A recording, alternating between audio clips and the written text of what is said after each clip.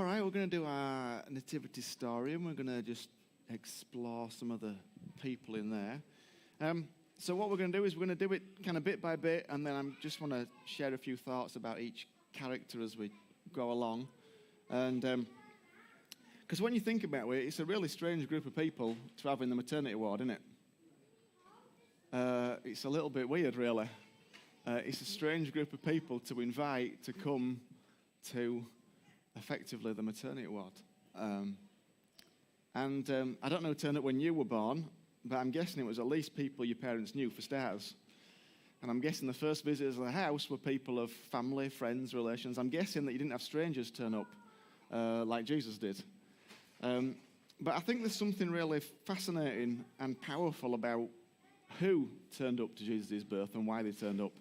And I just want to explore that. So, we're going to walk through this story. Hopefully I'm going to have some help.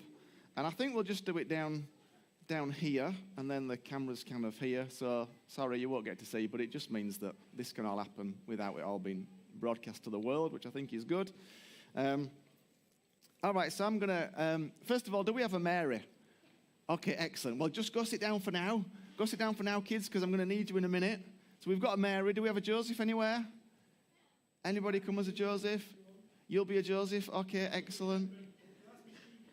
All right, excellent. We've got a sheep. Do we have any shepherds anywhere? Any other shepherds anywhere? Leon's going to be a shepherd. You two are shepherds. Excellent. Do we have any wise men anywhere? Oh, come on. Ho, ho, ho. You can be a wise man, Leon. Simon, Daddy's going to be a wise man. Okay, excellent. Well, we need some angels as well. Come on, we need some angels. An angelic host. All right, well, we'll make it. And we've got a star. I've seen the star. That's fantastic. We need the star. Yes, excellent. All right, well, this will be wonderful. Okay, so let's just move the kids' walker, because I don't think that was in. Oops, sorry, speaker. That wasn't there. Okay, so this is how the story of God came to be with us. The story opens with a young lady in her home. All right, come on, young Mary, come and be in your home. Hey, what are you two doing? You're not in my story yet. Get out of here. Well done. Oh, yeah, no, you don't want that just yet. Right, you grab a chair, sweetie. Grab a chair. Oh, Faye will help you. There you go. You sit there. You're at home, having a nice time, playing on your iPad, because I'm sure that's what Mary were doing. And it says that God sent an angel from heaven with a message to her. All right, where's my angel? I need an angel. Come on, somebody needs to be an angel. All right, Tina's been an angel. Nice wings, I like the wings. And the angel told Mary that she was very special, just like you, Ariella. And God was with her, but Mary found it hard to understand why the angel had come to see her, because she was just an ordinary young lady. And she worried a little bit. Can you look worried, Ariella? I'll trust that you're looking worried. But seeing she was scared, the angel told her not to be afraid, because God was very pleased with her. And she will give birth to a son, and she is to call his name Jesus, and he will be called Son of the Most High. She was not yet married, so how could she have a son? But the angel explained how the Holy Spirit will come, and his power will give her a baby, and people will call him the Son of God. So the angel leaves. You can sit down, actually. And Mary is very excited. Can we be very excited, Ariella? Excellent. Okay, well, you stay there for a moment, sweetheart, because so we've got Mary, who obviously is the mum. And she's a young mum by today's standards, because she's probably only about 14, but that's probably normal 2,000 years ago. And when you read the whole story about Mary, she comes across as somebody who's not really fazed by incredible things going on and kind of just cracks on, really. All these incredible things happen around her, and she gets a bit scared, but takes it in a stride. And from what we know of the story, she doesn't seem to think through really what it might mean or what people might say, although I'm sure she did. But she's kind of seems to be this character that just flows with whatever life throws at her. All these incredible things happen, and she just kind of carries on and makes it happen and makes it work. And you don't see Mary arguing with the angel like you do with Zechariah, another character early on in the story. You don't see Mary needing a dream to persuade her to do the right thing like you do with Joseph. Mary's this little girl, really, who takes what life throws at her and goes for it. And I guess some of us are like that. We kind of just, okay, we're just going to enjoy life. We're going to enjoy the ride. I think that's what Mary was like. She was this young girl who just went, I'm going to enjoy the ride. And had a fantastic time on the ride, as well as, of course, it was probably deeply challenging. But this story, this is the birth of God's Son, and God has carefully chosen the people he wants to be there. And he wants the carefree, the faithful, the get up and get on with it crowd at the celebration of his birth. Okay, Joseph. You go over there because you're on your own at the moment. Joseph was a righteous man full of integrity. And he didn't, I agree, and he didn't want to disgrace her. But when he learned of her pregnancy, he secretly planned to break the engagement. Boo. We're not going to go into pantomime somehow, anyway. While he was still debating with himself. Do you know, I really wanted a dinosaur. I'm so happy there's a dinosaur. I know, I'm so chuffed. I wanted a unicorn as well, but I can't see one of them. Never mind. Where are we in the story? While he was still debating with himself, he fell asleep and had a supernatural dream. Angel comes back. You can just stick that in. An angel from the Lord appeared to him in a clear light and said, Joseph, descendant of David, don't hesitate to take Mary into your home as your wife, because the power of the Holy Spirit has conceived a child in her womb. She will give birth to a son, and you will name him Savior, for he is destined to give his life to save his people from their sins. This happens so what the Lord spoke through his prophet would come true. Listen, a virgin will be pregnant, and she will give birth to a son, and he will be known as Emmanuel, which means in Hebrew, God became one of us. When Joseph awoke from his dream, he did all the angel of the Lord instructed him to do, and he took Mary to be his wife. There you go, and be with Mary now. There we go. So Joseph, on the other hand, is a little bit different from Mary. And he gets a bit of a bad press, because when you watch almost every nativity play, it seems the guy knows he's going to Bethlehem, knows Mary's pregnant with a baby, but only just manages to get there just as she's about to pop and has nowhere to stay. The story in most nativities is that he's completely useless, basically. He's not thought about, he's not looked after, he's not planned much, which is actually not really that happened, because if you read the Bible story, there is no innkeeper, there is no desperately seeking for somewhere to stay. That all got made up to have the fact they were in a manger, which probably just meant Bethlehem was really busy and they stayed with a friend's house, and there were lots of people there, so that the only room was a stable, which was actually just another room in the inside of the house. But anyways, but the likely story is he had it all sorted, he got there nice and early, and Mary had organised somewhere to stay.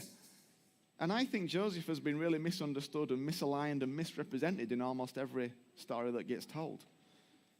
And I guess some of us perhaps feel like that we are often misunderstood, as though we're doing the right thing when everybody around sees the wrong thing, points out our failures and our weaknesses. But I guess Jesus picks these two people who are completely different and go through completely different places of life, but says, no, I want both of you in this place. Oh, I forgot about this. I need a donkey. Excellent. Dan's going to be my donkey. Good. Because the story is the Roman Emperor Caesar Augustus, who ruled over the land, sent an order saying he wanted to count every single person. So everyone, including Mary and Joseph, had to go back to their hometown to be registered. Joseph came from a faraway town called Bethlehem. Because Mary was engaged to be his wife, she came with him to Bethlehem to save her aching legs. We don't really know whether the Bible tells us she went on a donkey or not, but anyway, we're going to say she were on a donkey. All right, are you going to let Ariella get on your back? Come on. Well done. There we go. You're going to get on Ariella? Yes, excellent. This is how she does it on Maya, and I also travel around. Come on, donkey, get moving. Well done. Yes, very good. Very good. That's it. That'll do. That's a very short journey to Bethlehem, but that'll do. There we go. Well done, Dan. Well done, Dan. I was thinking about donkeys. I mean, I can't think there's many people who went, please, can I be the rear end of a donkey in the nativity or in whatever, or even the front end of a donkey where nobody sees you. But it seems to me donkeys are really important to Jesus. I mean, if you think about it, a donkey carried him to his birth and a donkey carried him to his death. Donkeys carried him to the most important places and the most important times in his life. And I'm guessing no one really noticed the donkey, and no one really saw the donkey, and no one really commented on the donkey, and nobody ever said, oh yeah, I'm the donkey, I've got the best role in the nativity, because everybody wants to be Mary or Joseph or something like that. But actually, this donkey was really important. It carried Jesus to where he needed to be. And I was thinking about people that carry other people to where they need to be. People that care for other people, like the donkey did, and carry them to other places. And yet often it's the people who they're caring for that people think about, that people ask after, that people notice. But the people who carry the weights, they don't often get noticed. They don't often get seen.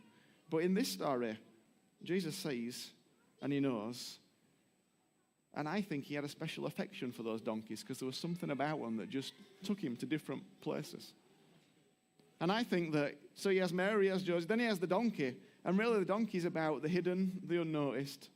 Those who carry others without fanfare are drawing attention to themselves. Those who feel they carry a great weight but rarely get noticed. Those people are there at his birth. So Mary and Joseph ended up at the house where they were staying, but it was full, so they ended up being in the stables with the animals. Do we have some animals? Have we got any animals? Sheep. Dinosaur? Yes. Come on, Mr. Dinosaur.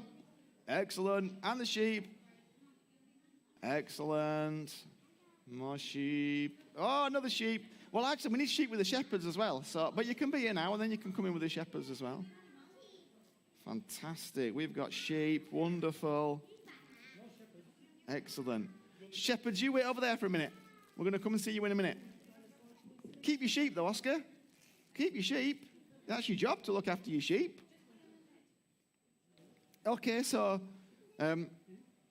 Mary and Joseph, they're in the manger. They've got these animals all around them. And then has Jesus arrived yet? Where's Jesus? Oh, Jesus, go meet Jesus. Go, go, go, go, go. There we go. There's been a few births this year. That was easiest and quickest one. Beautiful. There we go. Fantastic. Give him a cuddle. And I am absolutely captivated by this thought this year about Jesus being a baby, which is ridiculous because I've known it for a long time. But I'm really captivated about what it meant for him to do that. And so they put him in a manger, a trough that's used to feed animals. And he lies there, just being a baby. But we'll get back to that in a minute. Meanwhile, in some fields nearby, a group of shepherds were keeping watch over their sheep. Hello, shepherds. It's your moment. You ready? You got a dinosaur? Yeah, well, It was night time, so they're having a sleep. Have a sleep. Well done. And they were surprised to see an angel of the Lord appear in front of them. There's an angel. Ollie's been a beautiful angel, keeping warm by the radiator. The angel of the Lord appeared, and the glory shone all around. They were terrified. Can you be terrified, shepherds?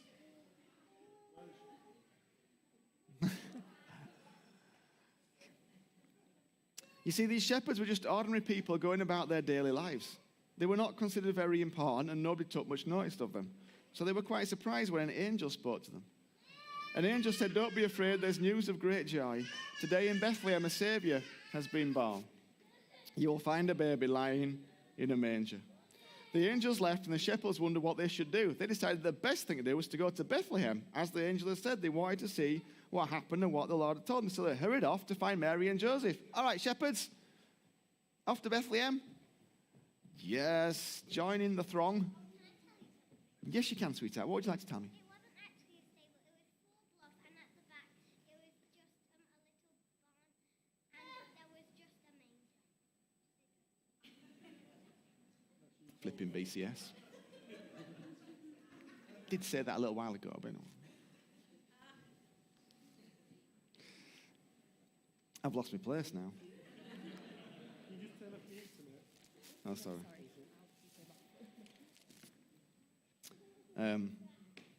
All right, shepherds turn up. That's right. So instead of grandma and granddad turning up, some random stinky shepherds turn up.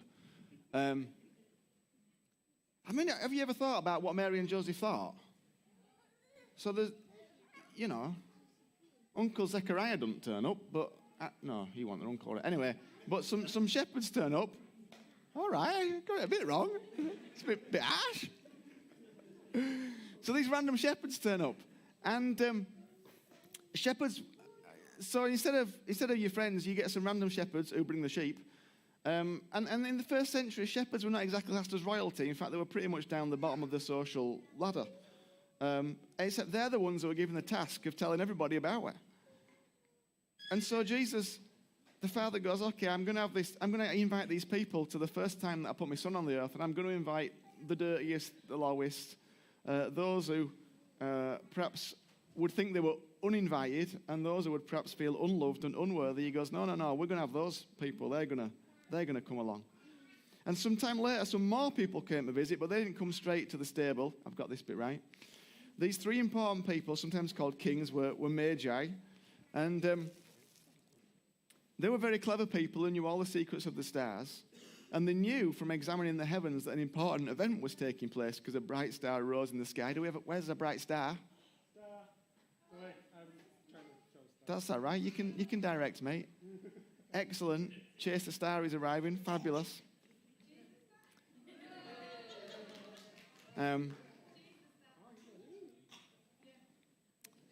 And so these kings follow the star, and then they come in, which is at a house. Just to be clear, 2 years later, they come to a house and they worship him and they do all that stuff. And the wise men bow down and they give him gifts of gold and frankincense and myrrh. Yeah, what was the unicorn then? I didn't say. Yeah. It was a unicorn. Hey, it doesn't say the one. That's not a good way to study the Bible, by the way, Justin. Just to be clear. Just because it doesn't say it, don't mean it happened. Or it's possible. Oh, that's not good. The kings are really interesting because it don't make much sense at all because Jesus is a Jew. And these are non-Jewish kings. They're most likely Persian kings, Persian astrologers, political heavyweights who would have advised Persian kings. And Persia was probably the biggest threat to the Roman Empire at the time. So God goes, I know, I'll have the biggest threat to the ruling classes come, and they're going to arrive, even though they're non-Jewish, and they're going to come along as well.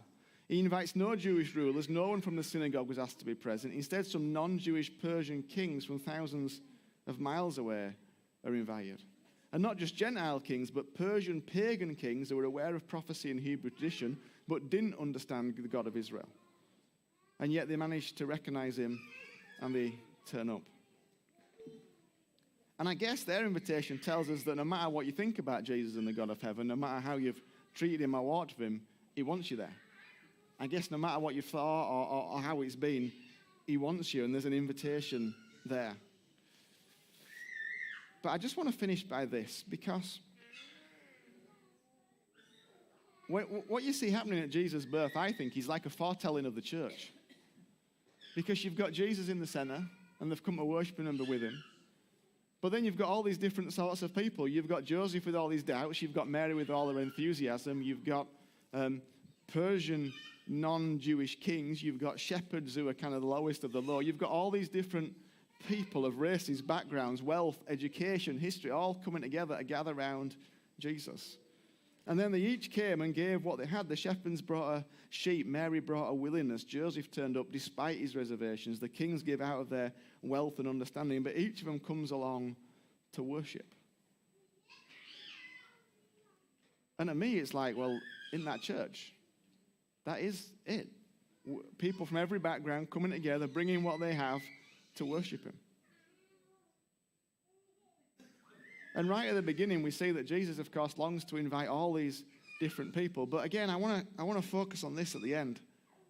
Notice what happens as the people gather to Jesus and what Jesus himself is doing. What is Jesus doing when all these people arrive?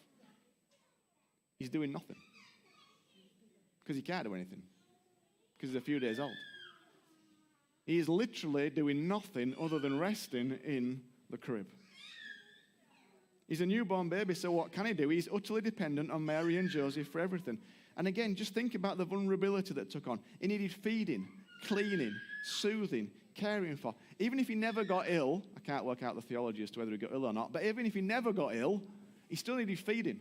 He still needed his bum changing. He still needed keeping warm. He made himself that vulnerable and that small, completely reliant on Mary, Joseph, and everybody else. And the incredible picture for me this Christmas is seeing God made man rest in the crib and remain resting in the crib. And guess what happens? Father provides everything for him. Father provides everything for him. He provides a family for him, provides a mum and a dad. He provides provision because sheep comes and then gifts come. Father provides community, he provides family, he provides provision. He gives everything. And all Jesus does is rest in a crib. Just rest there. And maybe that should be the defining image of Christmas for us this year. If Jesus can lay his head on the pillow in the crib and trust that Father will bring along everything he needs when he needs it, maybe that's the message for us in different ways. We've talked a lot about resting your head on the pillow in the boat, but actually the message of Christmas is that you can rest your head on the pillow in the crib and that Father can bring everything that you need. Now, of course, I'm not suggesting you simply lie down for the next 2 weeks and hope all the shopping and presents and jobs just happen. But what I am suggesting is that internally there's a lesson in the place we find Jesus in the Christmas story for us. Because Jesus, in a completely vulnerable place, reliant on everybody else, rested. And everything worked out for him. Everything worked out for him. Think of all the striving and the anxiety and the fear that goes on at this time of year. Think of all the worry and the concern that goes on. But somehow, Jesus laid his head on a pillow of straw in a crib, and Father looked after him. What might it mean for you to rest a little more on the inside and trust Father to provide what you need? What anxiety about certain days, times, people do you need to lay down and allow him to show you what he can do? What part of this next 2 or 3 weeks are you deeply concerned about and worried about and anxious about? And what might it mean for you to just lay your head on the crib and trust that Father's got you and that he's going to carry you through? Because for me this year, the enduring message of Christmas is that Jesus laid his head and allowed Father to bring him what he needed. Now, you are still going to have to buy a turkey if you want one, because it ain't going to arrive magically. But that peace and that sense of just rest can be more and more and more as you learn to lay it on the crib. Of course, it may well mean that you will have to move to a new place of vulnerability. But that's what Jesus did. I love that line from that first song, the King of Love is on the move. But I realized his first movement was to give it all up. Before he moved into glory and out of the tomb and into glory, he moved from glory into this place of vulnerability, into this place where he was reliant on the Father and others for everything, and Father to provide for him. He is indeed on the move, but perhaps there are some movements we have to make as well in order to be able to see it. Oh,